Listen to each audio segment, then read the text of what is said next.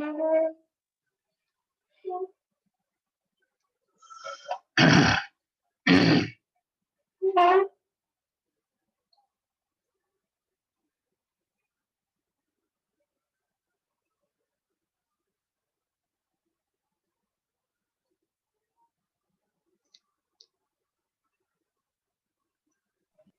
afternoon, sir. Good afternoon.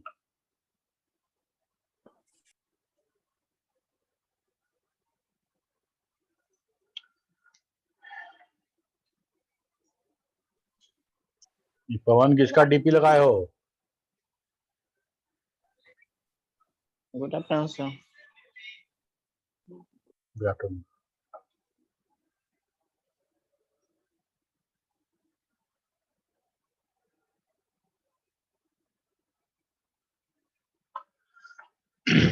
आज का जो टॉपिक है हम लोग का डेटाबेस का बहुत इंपॉर्टेंट टॉपिक है। एग्जामिनेशन पॉइंट ऑफ व्यू से बहुत इंपॉर्टेंट है और एज ए होल डेटाबेस के बारे में कहीं वाइबा हो या इंटरव्यू हो, इसमें ये इस टॉपिक से सवाल पूछा ही जाएगा। थोड़ा कॉम्प्लेक्स है, बहुत ध्यान लगा के सुनना और समझना। नहीं समझ में आए तो पूछना, ठीक है? नहीं समझ में आए कोई बड़ी बात नहीं है, आसान। This topic is not easy, okay. तो सबसे पहले हम नॉर्मलाइजेशन समझें, उसके पहले हमको ये समझना है कि फंक्शनल डिपेंडेंसी क्या है, ठीक है? फंक्शनल डिपेंडेंसी समझेंगे, उसके बाद जितने तरह के कीज हैं उनको समझेंगे हम, और जब वो समझ में आ जाएगा तब हम लोग नॉर्मलाइजेशन की तरफ बढ़ेंगे, ठीक है? वैसे नॉर्मलाइजेशन क्या है? तो नॉर्मलाइजेशन, नॉर्मल करना कहने का मतलब कि अगर हमारे डेटाबेस में, हमारे टेबल में अगर कुछ रिडंडेंसी है, तो हम उसको कम करें। रिडंडेंसी हम लोग पहले पढ़े हुए हैं कि हमारे डेटाबेस में रिडंडेंसी नहीं होना चाहिए। रिडंडेंसी होगा तो हमारे डेटाबेस को वो कभी भी इनकंसिस्टेंट स्टेट में ला सकता है, ठीक है? तो डेटाबेस में इनकंसिस्टेंसी नहीं होना चाहिए, इसलिए रिडंडेंसी भी नहीं होना चाहिए। तो रिडंडेंसी को कैसे खोजें, और सिंपल वाला जो मास्टर ट्रांजेक्शन वो तो रिडंडेंसी में समझ में आता है। ऐसा बहुत सारा रिडंडेंसी हो सकता है जो हमको सिंपली ऐसे टेबल देखने पे ना पता चले, ऐसे देखने पे नहीं पता चलेगा।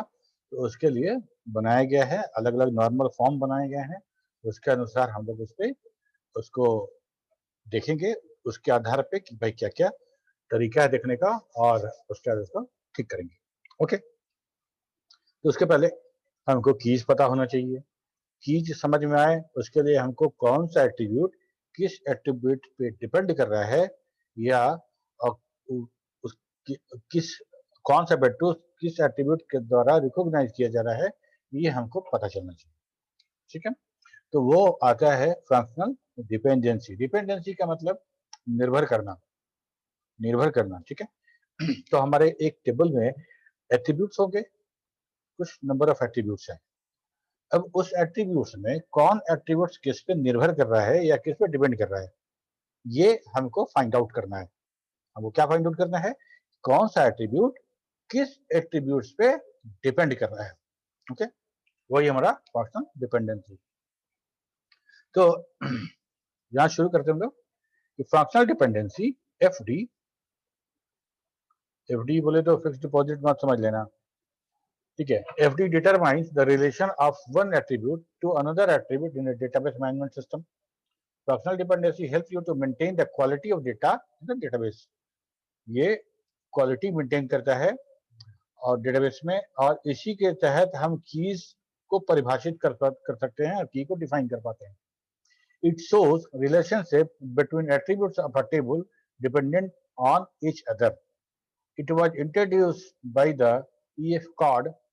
It helps in preventing data redundancy and knows about bad design.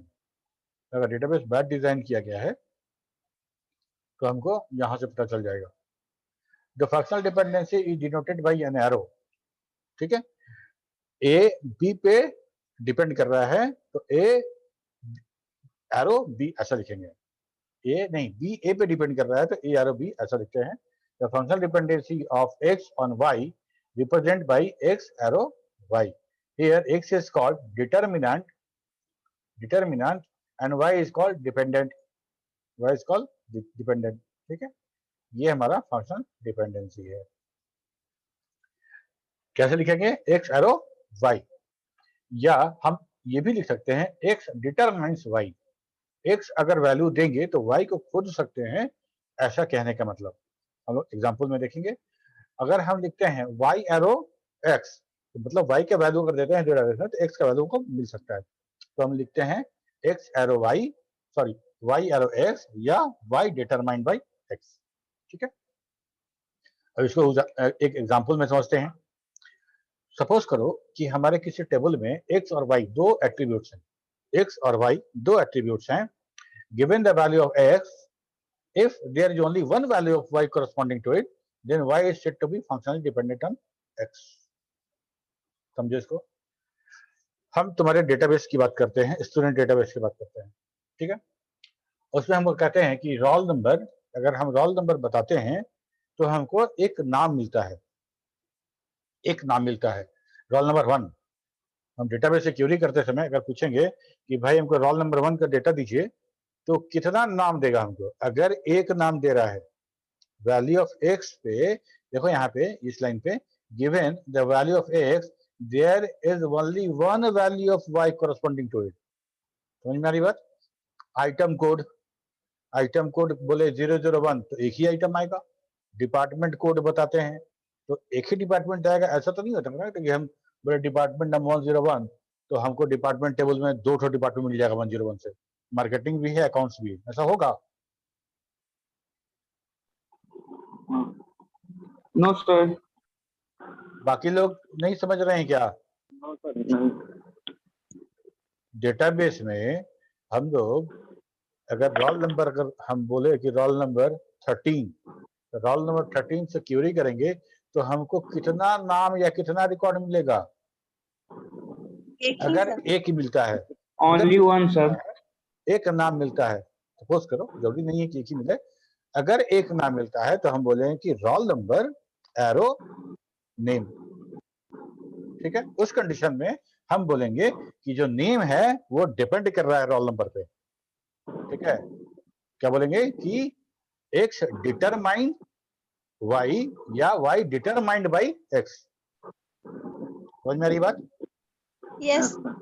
ठीक है, तो हम डेटाबेस में दो एट्रीब्यूट, एक एट्रीब्यूट का वैल्यू अगर हम देते हैं डेटाबेस में तो हमको अगर उसके करस्पॉन्डिंग एक ही रिजल्ट मिलता है तो हम बोलेंगे वो इस पर डिपेंड करता है। अगर एक वैल्यू से ज्यादा मिलता है तो हम बोलेंगे इस पर डिपेंड नहीं करता है। बहुत सिंपल सा बात है।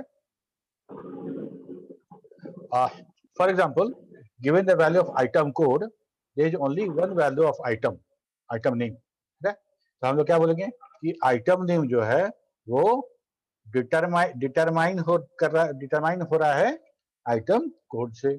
आइटम कोड के से वो खोजा जा सकता है, वो खोजा जा सकता है, ये कह रहे हैं। ओके, अभी तो आसान वाला चीज है, डिफिकल्ट वाला चीज नहीं शुरू हुआ है, अभी तो बहुत आसान है। हम नॉर्मलाइजेशन में पहुंचेंगे तब थोड़ा सा डिफिकल्टीज आएगा, अभी तो बहुत आसान है। देखो, this is shown by item code arrow item name. Item code, by giving the item code we can search item name. ठीक है, आइटम कोड रहेगा तुम्हारे पास तभी तुम उसका आइटम कोड पा सकते हो, खोज सकते हो, क्वेरी कर सकते हो डेटाबेस से, ये कहने का मतलब है। या इसको उलट के बोले, अगर दूसरे साइड से बोलेंगे item name is determined by item code, determined by item code. ठीक है, similarly in table 1, next slide में है, given an order number the date of the order is known. पहले हम लोग टेबल देखते हैं, हम उस टेबल में ऑर्डर नंबर और ऑर्डर डेट पे कंसीडर करना। ऑर्डर नंबर और ऑर्डर डेट 1456 1456, इसके लिए ऑर्डर है 260289। अच्छा, ये फिर रिपीट हो गया 1456, देखो तो वही वैल्यू है, वही वैल्यू है। ठीक है, फिर देखो तो 14, 56 फिर रिपीट हो गया, फिर वही वैल्यू है, वही है, इसके बाद नहीं है। तो हम कह सकते हैं कि ऑर्डर नंबर, एक ऑर्डर नंबर के करस्पॉन्डिंग एक ही ऑर्डर डेट हमको मिल रहा है, एक से ज्यादा नहीं मिल रहा है। यस और नो? Yes sir. ठीक है, एक ऑर्डर नंबर देने पे हमको ऑर्डर डेट भी मिला है 26/2/89, 26/2/89 यही मिल रहा है हमको। तो हम कह सकते हैं कि order number determine order date या order date determined by order number. ठीक है, तो इसको कैसे दिखाएंगे हम लोग? ऐसे दिखाते हैं x, y, order number, order date. Functional dependency may also be based on the composite attributes. Composite attribute कहने का मतलब दो एट्रीब्यूट मिलके अगर किसी चीज को सर्च कर पा रहे हैं तो हम उसको बोलेंगे कंपोजिट एट्रीब्यूट। कैसे? मान लो रोल नंबर हम नहीं यूज करना चाहें, रोल नंबर हम नहीं यूज करना चाहें, हम किसी स्टूडेंट का मार्क्स देखना चाहते हैं। ठीक है, खाली नाम से तो हो नहीं सकता है, हो सकता है कि नेम यूज करें तो वो नेम 2 लड़के का हो या 3 लड़के का हो, तो हम मार्क्स नहीं ढूंढ पाएंगे। हम ये नहीं कह सकते हैं कि नेम डिटरमाइंस मार्क्स। क्यों? क्योंकि नेम एक से ज्यादा हो सकता है। हम बोलेंगे राजकुमार, राज वर्मा, राज वर्मा अगर 2 होगा तो राज वर्मा के नाम से 2 मार्क्स आ जाएगा हमको। ठीक है, तो हम नहीं डिटरमाइन कर सकते हैं। ओके, क्या ये संभव है कि हम नेम और फादर्स नेम दोनों साथ में यूज करें? तब हम करें। ठीक है, student name plus father's name दोनों मिला के अगर हम किसी को फाइंड आउट कर सकते हैं तब हम कह सकते हैं ना नेम और स्टूडेंट नेम साथ मिला के हम मार्क्स को डिटरमाइन कर पा रहे हैं। यस और नो? यस सर, लेकिन सर 100 में 1% मतलब मैच कर जाता है नेम और फादर नेम सर। क्या 99% सर, मतलब सर कहने का मतलब है सर कि 100 में 1% सर नाम फादर नेम और स्टूडेंट नेम मैच कर सकता है सर। 100 में भी एक नहीं, 100 में भी एक नहीं। हमारे कॉलेज में जितने Yes, स्टूडेंट sir. है 500-600 स्टूडेंट में थे, एक बच्चा ऐसा नहीं है, मतलब कोई दो बच्चा को उठा लो जिसका नाम सेम हो और फादर्स नेम भी सेम हो। बहुत रेयर है, लाखों करोड़ों में ऐसा हो सकता है। Yes, sir. अभी हम समझने के लिए कि कंपोजिट डिपेंडेंसी किसको कहेंगे। अगर दो एट्रीब्यूट को यूज करके हम किसी को फाइंड कर पा रहे हैं तो उसको बोलेंगे कि कंपोजिट एट्रीब्यूट है। तब क्या लिखेंगे? स्टूडेंट कॉमा फादर्स, फादर्स, तब एरो लिखेंगे, तब मार्क्स लिखेंगे। ठीक है, अभी तुरंत एग्जांपल में समझा देते हैं तुमको। तो हम लोग क्या करेंगे? फंक्शनल डिपेंडेंसी में आल्सो भी based on the composite attribute. Composite attribute मतलब दो को कंपोज किया हो, दो को मिलाया हुआ। ठीक है, तो अब हम क्या लिखेंगे? तो बाएं तरफ 2 हो जाएगा, बाएं तरफ 2 हो जाएगा। एक तो दोनों कंपोजिट है, 2 है तो 2 हो जाएगा। अगर कंपोजिट में 2 से ज्यादा भी हो सकता है, 3 और 4 भी हो सकता है, नो प्रॉब्लम। 3 या 4 मिला के भी हम अगर किसी को फाइंड आउट कर पा रहे हैं तो हम उसको कॉमा दे के चारों लिखेंगे। ठीक है, okay. So it means that there is only one value of y corresponding to given value of x and y.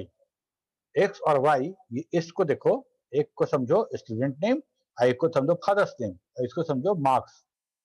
ठीक है, तो कह रहे क्या कि अगर only one value of y corresponding to given value of x and z, x और z मिला के एक ही वैल्यू y का मिल रहा है।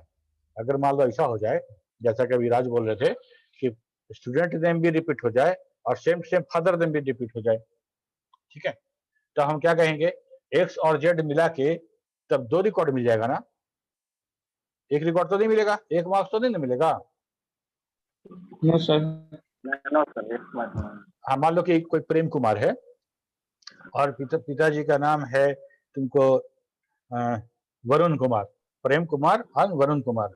कोई और स्टूडेंट है, उसका नाम भी प्रेम कुमार है, उसके पिताजी का नाम भी वरुण कुमार है। ठीक है, तो अगर हम एक्स और जेड मिला के अगर हम बोलते हैं कि यहाँ कहने का क्या मतलब कि एक्स और जेड कंबाइन करें तो हमको एक ही रिजल्ट मिलना चाहिए, 2 नहीं मिलना चाहिए, तब हम बोलेंगे डिपेंड कर रहा है।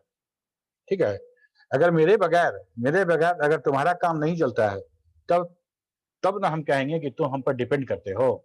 अगर मेरे बगैर तुम्हारा काम चल जा रहा है किसी और के थ्रू तो मैं हम पे डिपेंड नहीं कर रहे हो तुम। समझ में आ रही बात? Yes Yes, sir. ठीक है, ठीक उसी तरह से अगर ये दोनों वैल्यू मिला के कोई एक कॉलम मिल रहा है हमको, एक वैल्यू, तो आप बोलेंगे कि इस पर डिपेंड कर रहा है। अगर 2 मिलेगा तो ये नहीं, तो हमको तुम हम पे डिपेंड नहीं कर रहे हो, ठीक है। डिपेंड करना सिंपली ऐसा समझो कि हम खोज पा रहे कि नहीं, यूनिकली आइडेंटिफाई कर पा रहे कि नहीं उस एंटिटी को, यही कह रहे हैं। एक्स और जेड मिला के अगर वाई को यूनिकली आइडेंटिफाई कर पा रहे हो तब तो बोलेंगे डिपेंडेंट है, अदरवाइज नहीं है, ठीक। अब इसी टेबल को रेफरेंस लेके हम समझते हैं कि यहाँ पे कंपोजिट कैसे होगा। ऑर्डर नंबर और आइटम, यहाँ पे तो देखिए कि ऑर्डर नंबर से ऑर्डर डेट मिल जा रहा था हमको, ठीक है। लेकिन यहाँ देखो तो ऑर्डर नंबर से आइटम कोड मिल रहा है क्या, 1456, यहाँ हो रहा 3687, फिर 1456, यहाँ अंतर हो गया, 1456 फिर अंतर हो गया। ये तीन वैल्यू तीनों 1456 का है कि नहीं है? Yes sir. Yes, तो sir. हम क्या बोले थे कि एक एक्स के एक वैल्यू के लिए वाई का एक ही वैल्यू मिलना चाहिए। अगर हम बोलते हैं कि ऑर्डर नंबर 1456 का आइटम कोड दिखाइए, तो यहाँ 3 आइटम सिलेक्ट होगा, तब तो ये इस पर डिपेंड नहीं ना कर रहा है। 1456 बोलेंगे नो सर। और ये 3 आइटम आ जाएगा, इसका तो तुम हम पे डिपेंड नहीं कर रहे हो, ठीक है। ये किसी और पे डिपेंड कर रहा है, ठीक है। अगर हम आइटम ऑर्डर नंबर को क्वांटिटी से मैच करते हैं, इस तीनों 1456 का 52, 38, 20 आता है, 1886 का 45 और 30 आता है, तो ये भी क्वांटिटी भी ऑर्डर नंबर पर डिपेंड नहीं कर रहा है। एकदम बढ़िया समझना, इसके एक वैल्यू से y का एक वैल्यू ही सिलेक्ट होना चाहिए। अगर y का 2 वैल्यू सिलेक्ट हो गया तो डिपेंडेंसी नहीं है। क्लियर हो रहा है? Yes sir. नीतू, राजेश, साइमा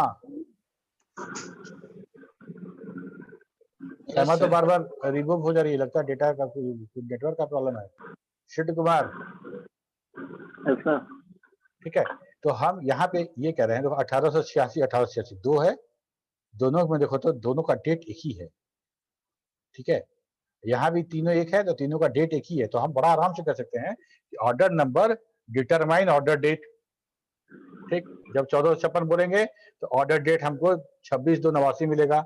जब ऑर्डर नंबर बोलेंगे 1886 तो हमको एक ही वैल्यू मिलेगा जो है 040389। लेकिन ऑर्डर नंबर आइटम कोड को सर्च नहीं कर पा रहा है, वो यूनिकली आइडेंटिफाई नहीं कर पा रहा है। जब हम 1456 बोलते हैं तो 3 वैल्यू देता है, मतलब मेरे ये ऑर्डर नंबर आइटम कोड को सर्च करने के लिए उपयुक्त नहीं है। समझ में आ रही बात? ना आइटम Yes, कोड को sir. सर्च करने के लिए सही है, न क्वांटिटी को सही है, न प्राइस पर यूनिट को सही है। ये 3 आइटम जो है, ये 3 एट्रीब्यूट उसको सर्च करने के लिए ऑर्डर नंबर सफिशिएंट नहीं है, क्योंकि उसके एक वैल्यू पे वहां मल्टीपल वैल्यू मिल रहा है, तो ऐसे में हम नहीं बोलते हैं कि डिटरमाइन कर रहा है। तब क्या करें? हम लोग तब देखेंगे कि क्या 2 एट्रीब्यूट मिला के कहीं फाइंड आउट कर रहा है कि नहीं कर रहा है। तो देखो तो ऑर्डर नंबर और आइटम कोड वो दोनों को मैच कर देते हैं, तब क्या मेरा क्वांटिटी और प्राइस दोनों डिटरमाइन हो रहा है।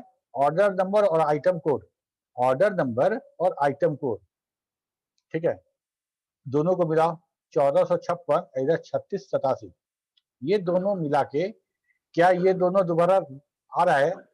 ये तो आ रहा है 1456, यहाँ 3687 नहीं है, यहाँ 1456, यहाँ 3687 नहीं है, ठीक है।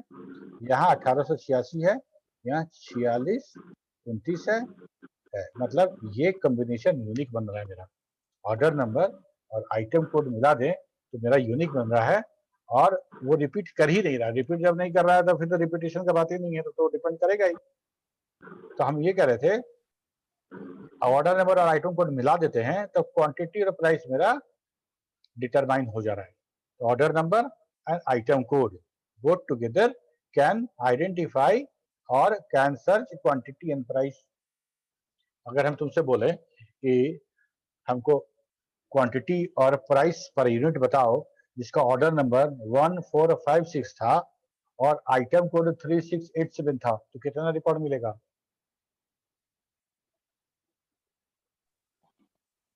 सर एक ही रिकॉर्ड मिलेगा सर। फिर से समझो, हाँ एक बार फिर से समझो, जो नहीं सुना उसके लिए। ऑर्डर नंबर हम बोलते हैं कि 1456 ऑर्डर नंबर और आइटम कोड 3687 हमको फाइंड आउट करके दीजिए क्वांटिटी और प्राइस पर यूनिट। तो हमको उसमें एक ही डेटा मिलेगा जिसमें क्वांटिटी 52 रहेगा।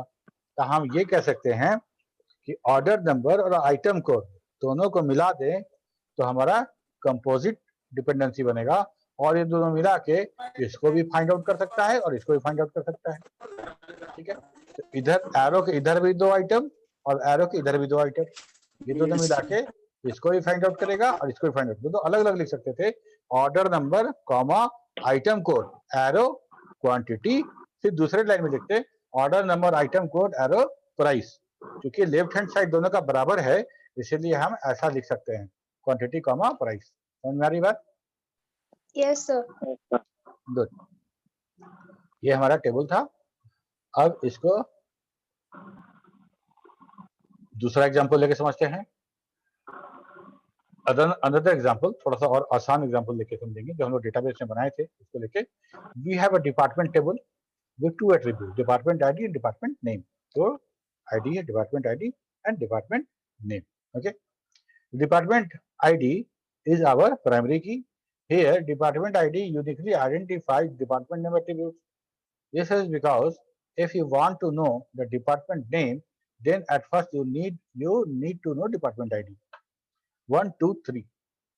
अगर हम पूछते हैं कि डिपार्टमेंट आईडी 001 का डिपार्टमेंट नेम बताओ, तो कितना डिपार्टमेंट नेम आएगा? Once. 1 आएगा, 1 आएगा। अगर डिपार्टमेंट आईडी बदल देते हैं, जैसे 2 करते हैं, तो डिपार्टमेंट नहीं बदल जाएगा। 3 कर दिए फिर बदल गया, तो मतलब ये डिपार्टमेंट नेम पूरी तरह से डिपार्टमेंट आईडी पे डिपेंडेंट है, पूरी तरह से Yes. डिपार्टमेंट आईडी पे डिपेंडेंट है।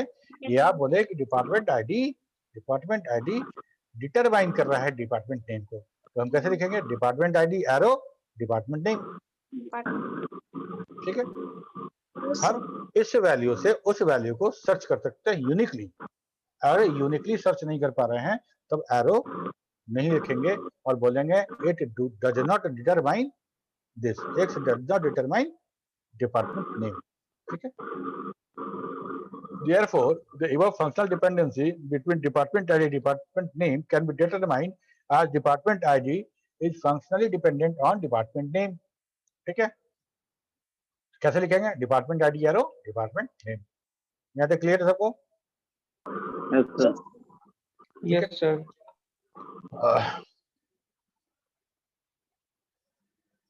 ओके, ज्यादा एग्जांपल से कभी कभी कंफ्यूजन भी होता है, समझ रहे हो तो ठीक है।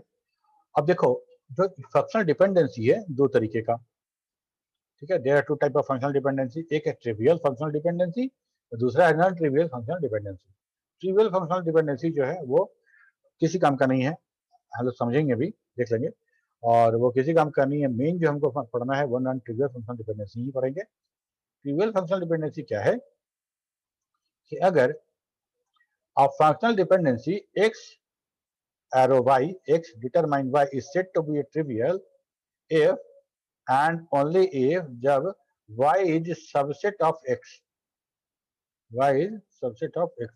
हम कह रहे हैं कि set of attributes right side left side में है, arrow a set of attributes right side में है। ठीक है, अगर यहाँ पे a b c है लेफ्ट साइड में और b साइड में b है, तो हम क्या कह रहे हैं? देखो, यूजलेस जैसा तुमको लगेगा, ए बी सी तीनों साथ में मिलके बी को डिटरमाइन कर रहे हैं, बी ऑलरेडी है यहाँ पे। ठीक है, तो अगर हम तुमको बोले कि तुम्हारा नाम बताओ, तुम बोलोगे कि मेरा नाम पवन है, तब हम डेटाबेस से बोलेंगे हाँ तुम्हारा नाम पवन है। ये तो कोई बात नहीं है, समझ में आ रही है बात? Yes, sir.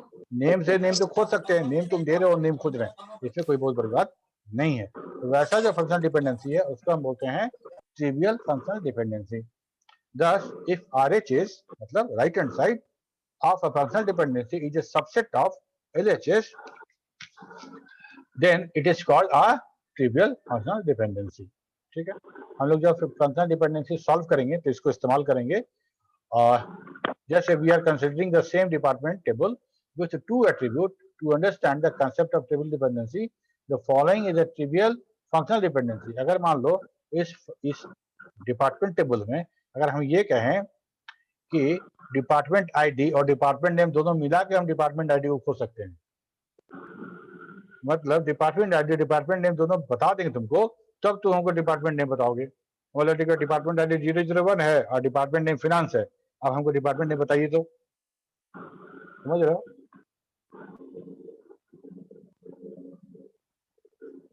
Yes sir. है ना? तो वैसा ही सीन है कि जैसे बोलते थे ना कि तुम्हारा क्या नाम है बसंती, शोले का डायलॉग था ना कि वो अपना नाम कई बार बता चुकी होती है, बोलती है आपने तो मेरा नाम पूछा नहीं, बोलते कि तुम्हारा क्या नाम है बसंती। वैसे ही है, हम ट्रिवियल बता भी रहे हैं और पूछ भी रहे हैं कि इसका डिपेंडेंसी कौन सा है। तो इसीलिए डिपार्टमेंट आईडी और department name both can determine department ID और department name, this is trivial dependency. ठीक है, इसमें कैसे बोलेंगे? ए और बी मिलके ए को डिटरमाइन कर सकता है, ए और बी मिलके बी को डिटरमाइन कर सकता है, ए और बी मिलके ए बी को डिटरमाइन कर सकता है। समझ में आ रही बात? Yes, sir. ऐसा किसी तरह का कोई भी फंक्शनल डिपेंडेंसी हम देखेंगे तो हम समझ जाएंगे कि ये ट्रिवियल डिपेंडेंसी है और तब उसको उसके हिसाब से करेंगे। एक और बात है कि ये 1 नंबर के क्वेश्चन में आ सकता है कि अगर दोनों साइड का LHS और RHS का इंटरसेक्शन दें, इंटरसेक्शन मतलब कॉमन, तो ट्रिवियल डिपेंडेंसी में कभी भी फाई नहीं आएगा, कभी भी फाई नहीं आएगा। तो मान लो एक डिपेंडेंसी तुमको दी है A, B, C, D, depend कर रहा है E, F, G, E, B। ठीक, तो हमको बताना है कि ये ट्रिवियल है कि नहीं है, ट्रिवियल है कि नहीं है। तो अगर मान लो दोनों को हम इंटरसेक्शन लें और इंटरसेक्शन में कुछ वैल्यू आता है, फाई नहीं आता है, तो हम बोलेंगे दिस इज ट्रिवियल। ठीक है, दोनों का यहाँ पे दोनों का इंटरसेक्शन लेंगे तो क्या आएगा? A, यहाँ दोनों का A, इंटरसेक्शन लेंगे तो क्या आएगा? B, यहाँ B, दोनों का इंटरसेक्शन लेंगे तो AB खुद दोनों AB. आएगा। तो ये हमारा ट्रिवियल हो गया। दूसरा है non trivial dependency, functional dependency. यही हम लोग को समझना है, यही पढ़ना है, यही इंपॉर्टेंट है, सवाल इसी से आएगा। ओके, ये वैसा डिपेंडेंसी के बारे में हम लोग बात कर रहे हैं जिसमें x डिटरमाइन y अगर हम कहते हैं तो श्योरली y जो है वो x का सबसेट नहीं है, x का सबसेट नहीं है। लेफ्ट हैंड साइड और राइट हैंड साइड में जो दो एट्रीब्यूट होंगे दोनों अलग अलग एट्रीब्यूट होंगे। ए डिटरमाइन ए नहीं बोलेंगे हम, ठीक है, ए डिटरमाइन बी बोलेंगे, ए बी डिटरमाइन यहाँ पे सी बोल देंगे या डी बोलेंगे या सी कॉमा डी बोल देंगे। तो दोनों साइड का जो एट्रीब्यूट है वो कॉमन नहीं होगा, कॉमन नहीं होगा। Thus, if there exists at least one attribute in the RHS of a functional dependency that is not a part of LHS, then it is called as a non-trivial functional dependency. और जब दोनों तरफ अलग अलग रहने वाला है तो दोनों का इंटरसेक्शन हमेशा हाई होगा। ठीक है, हमेशा फाई होगा। समझ आ रही बात? Yes, sir. Yes, sir. Of LHS and RHS always give phi, always give phi. Okay.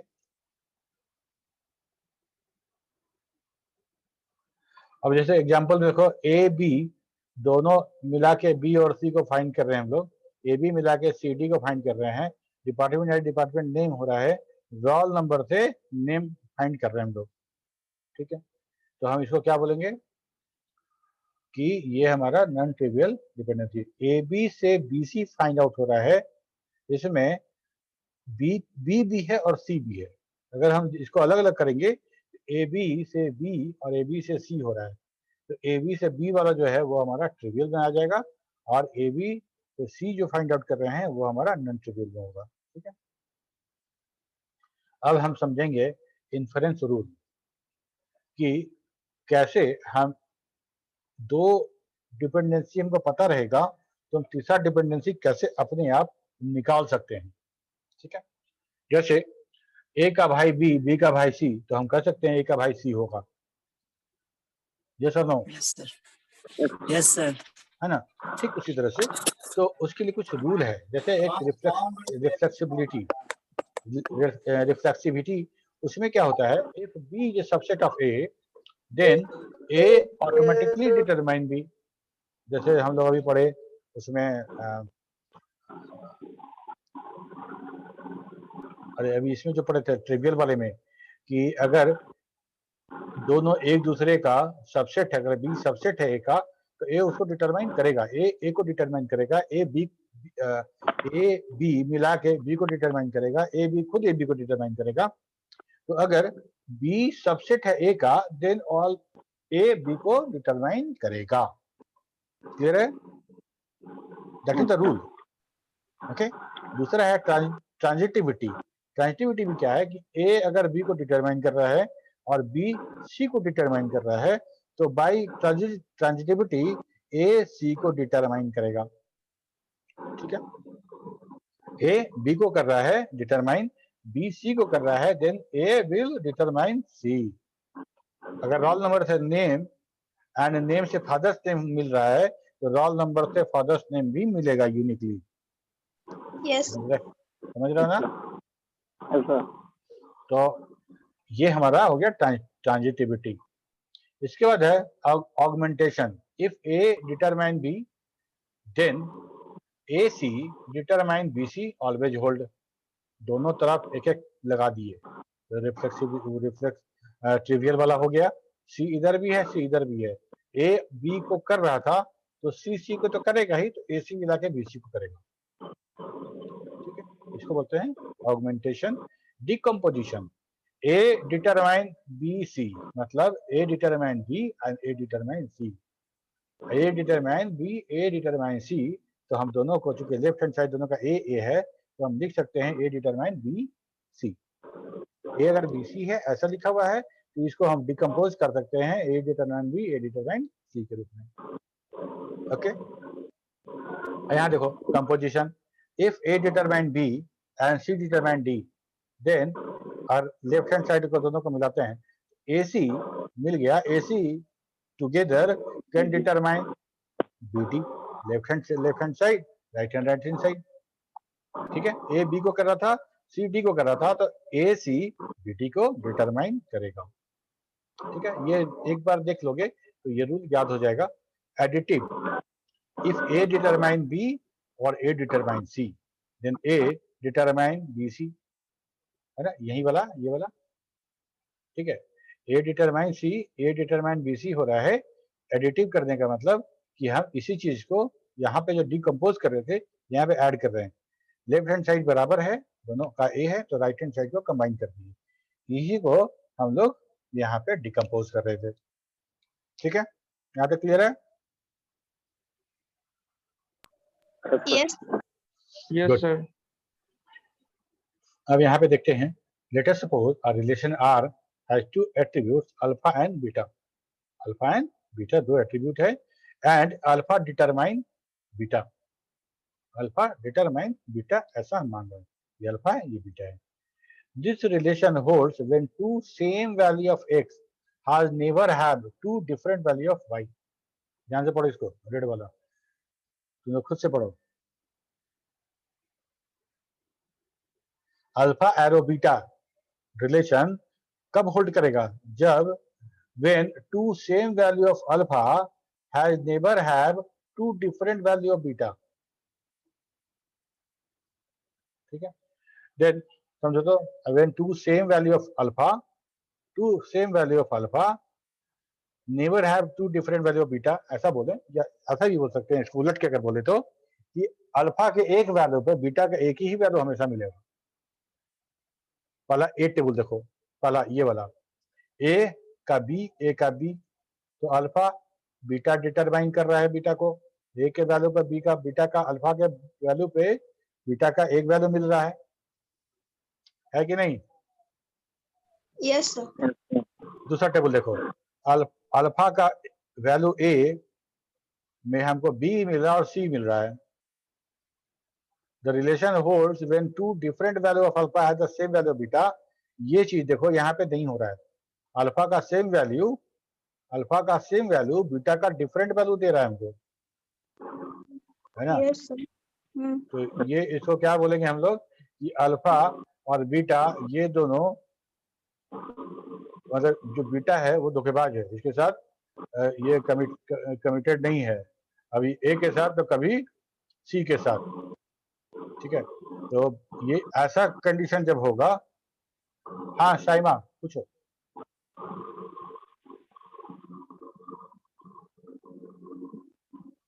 Shaima बात पूछना है?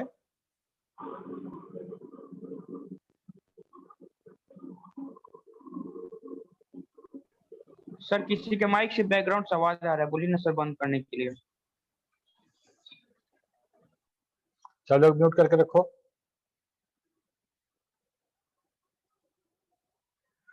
ठीक है, दूसरा टेबल देखें हम लोग, तो हम लोग क्या देख रहे हैं कि अल्फा के एक वैल्यू पे बीटा का अलग अलग वैल्यू आ रहा है। इस टेबल के लिए हम x arrow alpha arrow beta नहीं कह सकते हैं, alpha does not determine beta, या ऐसे ही बोल सकते हैं कि alpha determine beta does not hold. समझ में आ रहा है? Yes sir. ओके, अब देखो यहाँ पे अल्फा का एक वैल्यू ए, एक का वैल्यू है एक्स, बीटा का वैल्यू भी है एक्स, सी का वैल्यू है जेड। इसके बारे में बताओ ये क्या होगा, ये अल्फा डिटरमाइन कर रहा है बीटा को या नहीं कर रहा है?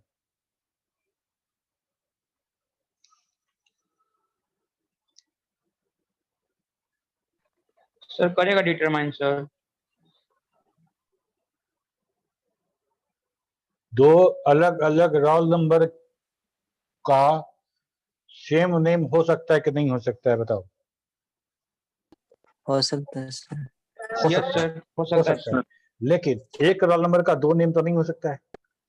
No sir. अल्फा का एक वैल्यू बीटा का दो वैल्यू नहीं हो सकता है, अगर हो गया तो डिपेंडेंसी नहीं है, फंक्शनल डिपेंडेंट नहीं है। लेकिन अगर अल्फा के दो अलग अलग वैल्यू पे दो सेम बीटा है, then no problem, then no problem, दोनों अलग अलग है। ए हम बोलेंगे ए तो ई एक्स आएगा, बी बोलेंगे तो ई एक्स आएगा, बी के कॉल पे ये वाला एक्स नहीं आएगा और ए के कॉल पे ये वाला एक्स नहीं आएगा। ठीक है, ये दो शर्त है, रेड कलर से इसीलिए हम लिख दिए हैं, ये दो शर्त याद रखोगे तो कभी दिक्कत नहीं होगा। दिस रिलेशन मतलब ये दिस वाला, this is hold when two same value of alpha has never have two different value, अगर नहीं है, never मतलब कभी नहीं, अगर नहीं है तो इसको बोलेंगे कि रिलेशन होल्ड कर रहा है, पहला शर्त। तो यहाँ होल्ड कर रहा है, यहाँ नहीं कर रहा है। दूसरा rule, this relation hold when two different value of alpha has the same value of beta, two different value of alpha has same value of beta, अगर ऐसा है देन दिस रिलेशन होल्ड कर रहा है। तो बड़ा आसान हो गया, इसको ऐसे ना समझ के सिर्फ एक रूल समझो कि अगर अल्फा का एक वैल्यू में बीटा का मल्टीपल वैल्यू मिल रहा है तो एक्स एरो बीटा नहीं होगा, बाकी हर केस में होगा। ठीक है, यस सर। अगर मान लो कोई टेबल तुमको हम दे दें और तुमको बोले बताओ ए बी को डिटरमाइन कर रहा है कि नहीं कर रहा है, तो क्या करोगी? सबसे पहले ए का वैल्यू देखना है, ए का कोई एक वैल्यू उठाना है और देखना है कि ए के उस वैल्यू पे बी कितना वैल्यू रिटर्न कर रहा है। अगर ए का वैल्यू अगर 3 बार रिपीट हो रहा है, ए का वैल्यू अगर टेबल में एक ही बार आया है तो आंख मूंद के बोल दो कि डिटरमाइन करेगा, है ना। एक बार आएगा तो डिटरमाइन करबे करेगा, और जैसे ई है एक बार ही आ रहा है तो इसको आंख मूंद के हम कह सकते हैं कि डिटरमाइन करेगा। अगर 001 दोबारा आया होता तब ना हम देखते हैं कि उसमें मार्केटिंग फिनांस है कि कोई और है, तब हम बोलते हैं कि नहीं ये डिटरमाइन नहीं कर रहा है, क्योंकि डिपार्टमेंट आईडी के दो वैल्यू, एक वैल्यू पे डिपार्टमेंट नेम दो वैल्यू दिखा रहा है। समझ में आ रहा है बात? Yes sir. ठीक है, लेकिन वहां एक ही है तो हम चेक ही नहीं कर पाएंगे कि अगर दूसरा रहता 001 तो क्या होता। तो सिंगल है तो हम कह सकते हैं कि ये डिटरमाइन करेगा। ठीक है, अगर मान लो ऐसा कुछ केस हो जाता, ऐसा केस होता कि अगर वैल्यू रिपीट हो रहा है, तो वैल्यू रिपीट होने से क्या मतलब है? अगर वैल्यू रिपीट हो रहा है ये वैल्यू भी रिपीट होना चाहिए। ऐसा नहीं है कि इस ऑर्डर नंबर के लिए ये वैल्यू अगला बार सेम ऑर्डर नंबर आएगा तो दूसरा वैल्यू हो जाएगा, तब हम बोलेंगे डिटरमाइन नहीं कर रहे। हम समझते हैं कि समझ में आया होगा कुछ कुछ Yes, sir. कुछ कुछ या बहुत कुछ, Yes. कितना समझ में आया? कुछ कुछ, सब कुछ, बहुत कुछ। राज, यस सर। कॉन्फिडेंस नहीं दिख रहा है तुम लोगों की, समझ में, सब समझ में आ गया? कुछ कुछ सर। कुछ कुछ समझ में आया? Good. सर आपका वीडियो लॉक रहता है या फिर आप जो पोस्ट करते हैं वो दिख रहा है क्या सबको? अभी दिख रहा होगा ना हाँ। वीडियो सबको? सबको दिख रहा है। Sir, अभी नहीं सर, यूट्यूब पे जो पोस्ट ये वाला आज यूट्यूब कर पे तो दीजिएगा सर, क्योंकि मेंबर्स ओनली रहता है। तो सर Okay. हम लोग तो देख सकते हैं ना। अच्छा यहाँ देखो ना, बाद में बात करेंगे उसके बारे में। तो यहाँ तो बात समझ में आ गया कि अगर किसी टेबल में हम दें, कोई सा टेबल ले लो, अगर हम डिपार्टमेंट एम्प्लॉय ले रहे थे तो अगर एम्प्लॉय नेम, एम्प्लॉय आईडी पे नेम डिपेंड कर रहा था, तो हम क्या कहेंगे कि जो डिपेंड कर रहा है तो हम बोलेंगे एम्प्लॉय आईडी एरो नेम, मतलब name can be determined, name will be determined by employee ID. Okay, अब उसमें क्या था, उसमें और था डिपार्टमेंट आईडी। तो क्या डिपार्टमेंट आईडी रिपीट नहीं होगा? 101 के लिए डिपार्टमेंट आईडी है मार्केटिंग, तो मार्केटिंग आईडी की मतलब 103 भी हो सकता है, 104 भी हो सकता है, लेकिन 101 में रिपीट नहीं हो रहा है। 101 में ना वहाँ रिपीटिशन नहीं है 101 का, इसलिए हम ये अंदाजा नहीं लगा सकते हैं। उस कंडीशन में क्या होगा कि जहाँ पे हमको सिर्फ एक ही बार आ रहा है 101, वहां पे हम कह सकते हैं कि डिटरमाइन करेगा। समझ में आ रही बात? जैसे यहाँ पे जो नहीं समझ में आया, यहाँ पे समझ में आ जाएगा। तो रोल नंबर 11 अमित, जब रोल नंबर 1 बोलेंगे तो अमित, जब रोल नंबर बोलेंगे तो अमित, ठीक है? तो ये डिपेंड कर रहा है कि नहीं कर रहा है? yes, sir. डिपेंड कर रहा है। ओके, दूसरा सिचुएशन देखो, एक बार बोलते हैं रोल नंबर 1 तो उधर से अमित भी खड़ा होता है, उधर सुमित भी खड़ा होता है। तो रोल नंबर 1, एक value of alpha, 2 value of beta, ये नहीं हो सकता है। No, sir. नो ये नहीं सर। हो सकता है, ये हमारे डेटाबेस में होता भी नहीं है। ऐसे भी तुम देखो, रोल नंबर हम किसी एक का रोल नंबर बोलेंगे तो कोई एक ही शख्स खड़ा होगा कि मेरा है, तो अल्फा के एक वैल्यू पे बीटा का मल्टीपल वैल्यू नहीं हो सकता है। अगर ऐसा होगा तो alpha does not determine beta. Okay, Yes, sir. तीसरा केस था कि एक ये number correct. Amit, 2 number Sumit, कोई दिक्कत नहीं है। यहाँ पे एक अल्फा पे एक ही बीटा है, ये भी डिटरमाइन कर रहा है। तीसरा आओ, रोल नंबर 1 भी अमित, रोल नंबर 2 भी अमित, रोल नंबर 3 भी अमित, हो सकता है ना? मना Yes, कर sir. दोगे कि रोल नंबर 1 हम एक क्लास में 3 अमित को नहीं रखेंगे, ऐसा बोल सकते हैं क्या? No, sir. नो नहीं बोल सर। सकते हैं।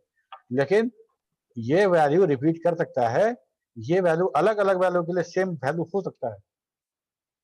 ठीक है, ये लॉजिकली समझो कि अल्फा के अलग अलग वैल्यू पे बीटा का सेम वैल्यू हो सकता है। That is valid, that is possible. Then also we can say that alpha determine beta. यहाँ भी अल्फा डिटरमाइन बीटा, सिर्फ यहाँ पे अल्फा डिटरमाइन बीटा होल्ड नहीं करेगा, क्योंकि रोल नंबर 1 अल्फा के सेम वैल्यू पे बीटा का 2 अलग अलग वैल्यू नहीं हो सकता है।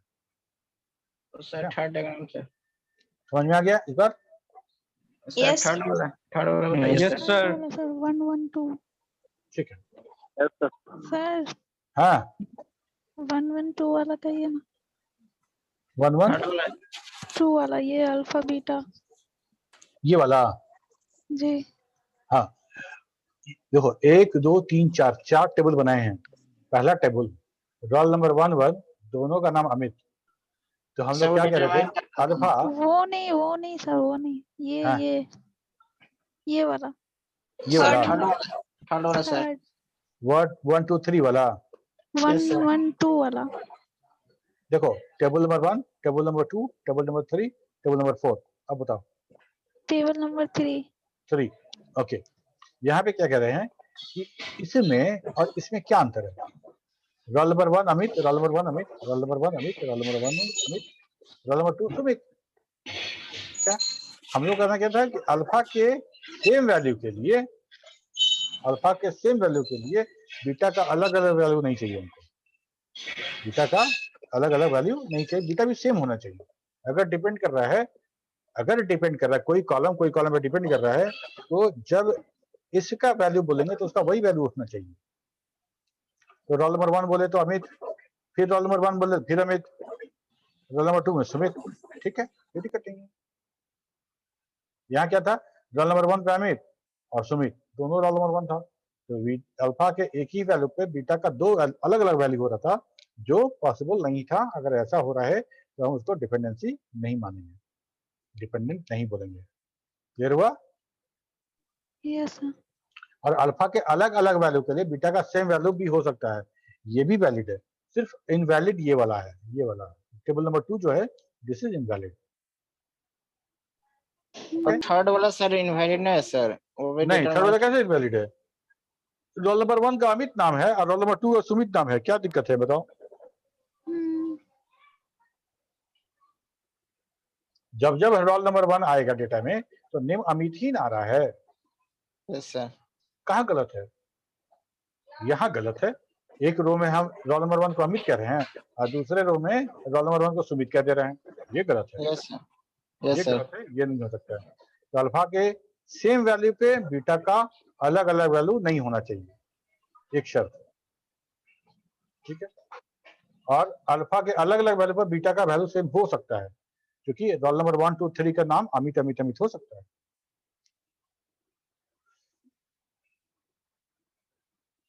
यहाँ पे हम लोग फंक्शनल डिपेंडेंसी का रूल समझेंगे। पहला रूल, रूल नंबर 1 क्या है? Functional dependency x dependent to y will always hold if all the value of x are unique. If all the value of x are unique irrespective of the value of y. ठीक है, consider करो इस table को, consider करो और देखो तो ऐसा कौन सा टेबल है जिसमें वैल्यू रिपीट नहीं हो रहा है? 5 8 1 4। ठीक है, ये रिपीट नहीं हो रहा है सर सी में 5 8 1 4 नहीं रिपीट हो रहा है, तो हम बोल सकते हैं बगैर कुछ दिमाग लगाए हुए, ए डिटरमाइन ऑल। ए बी को भी डिटरमाइन करेगा, सी को भी करेगा, डी को भी करेगा, ई को भी करेगा।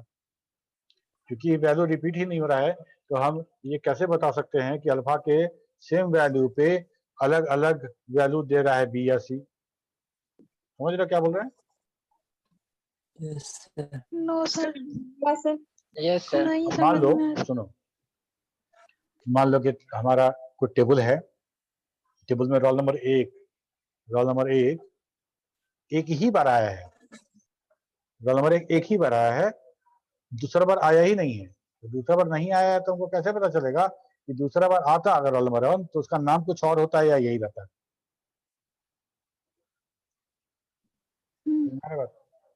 Yes sir.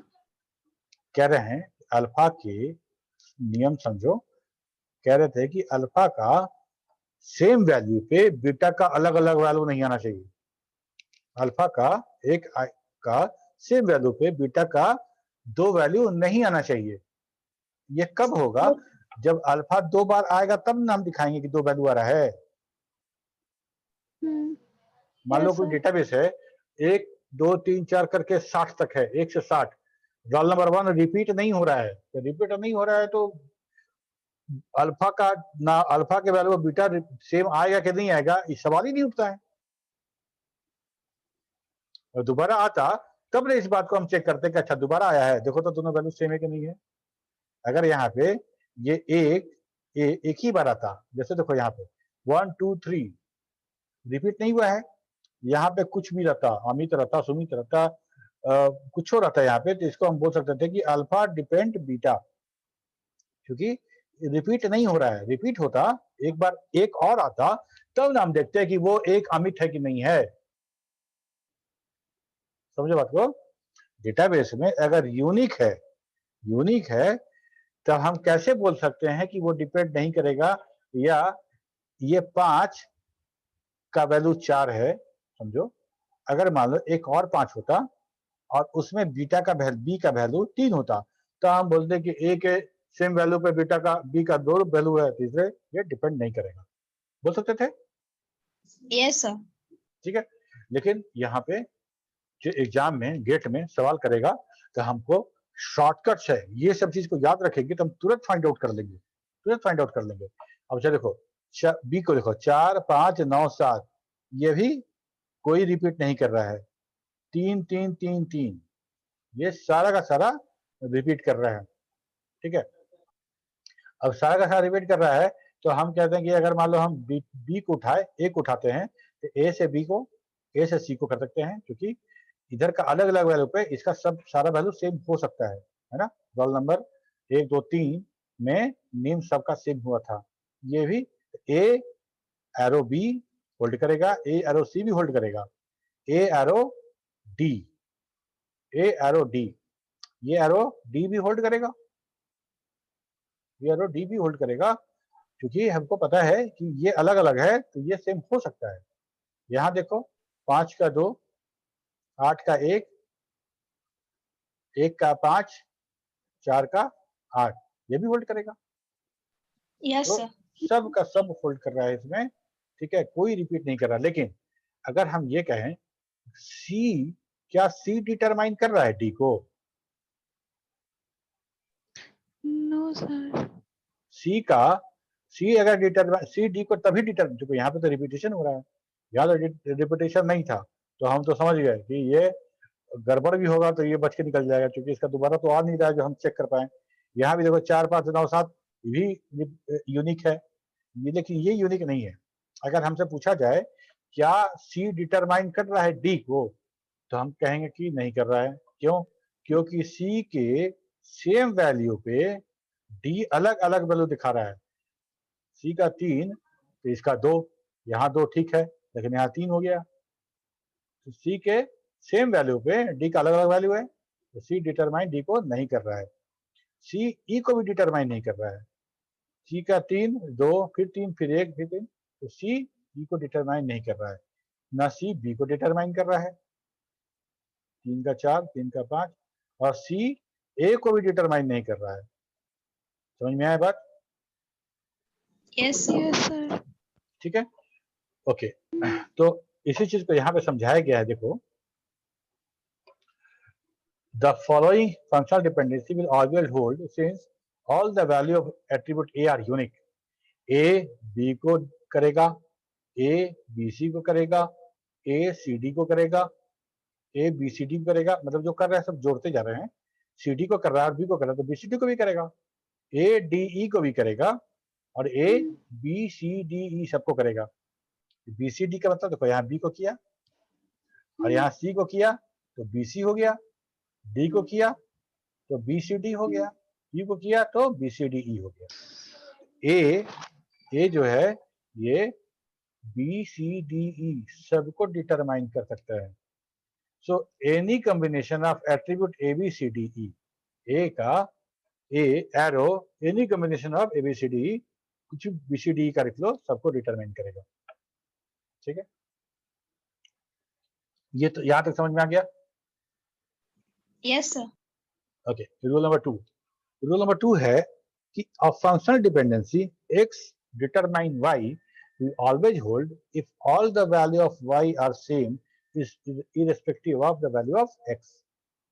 ये सब शॉर्टकट्स है जिसके आधार पे हम कम टाइम वाला, जहां जैसे गेट नेट में जो सवाल आता है वहां पे करेंगे। हम लोग बोल रहे हैं क्या कि x determine y always hold करेगा if all the value of y are same irrespective of value of x। x के वैल्यू के irrespective y का वैल्यू सब सेम है, याद करो ये वाला, ये वाला, और x का वैल्यू कुछ भी हो y का वैल्यू सब सेम है, टेबल नंबर 4 है ना। Yes sir. अगर ऐसा है तो हम बोलेंगे होल्ड करेगा, ऐसा है तो बोलेंगे होल्ड करेगा। Consider the table, following table, the following functional dependency will always hold since all the value of attribute C are the same.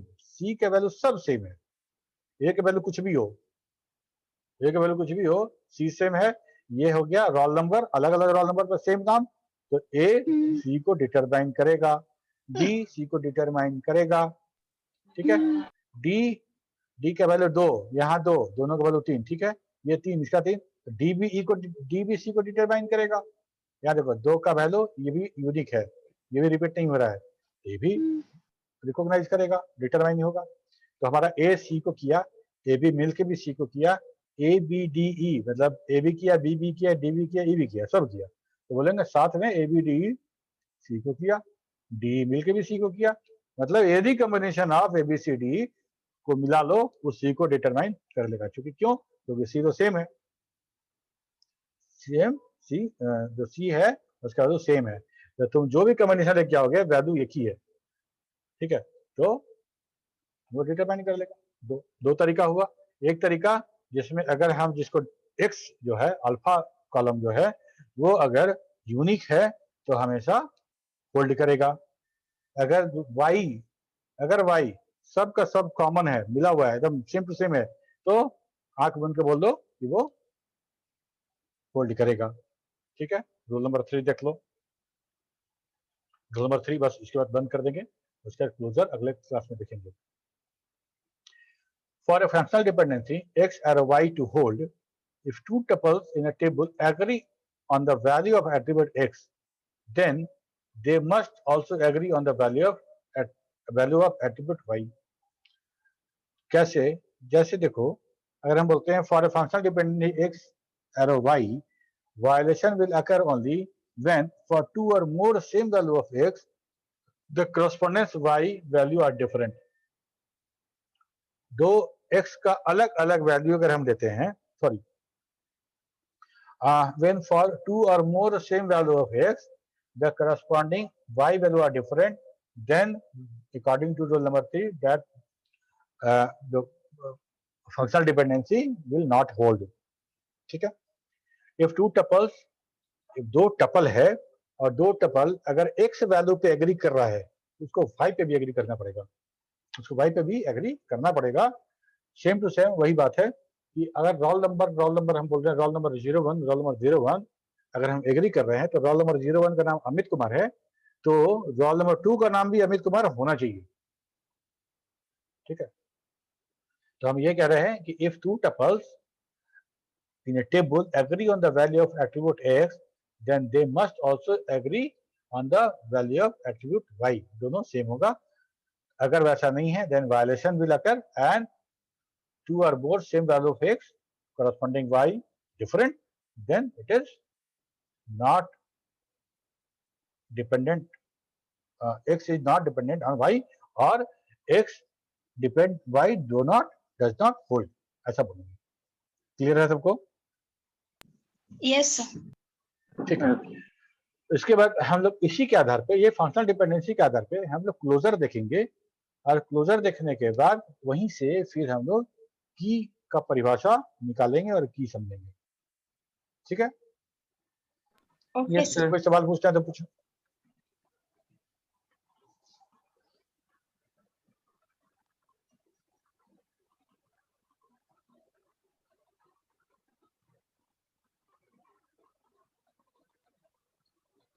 चलो फिर, ओके, कुछ नहीं पूछना है, सबको समझ में आ गया?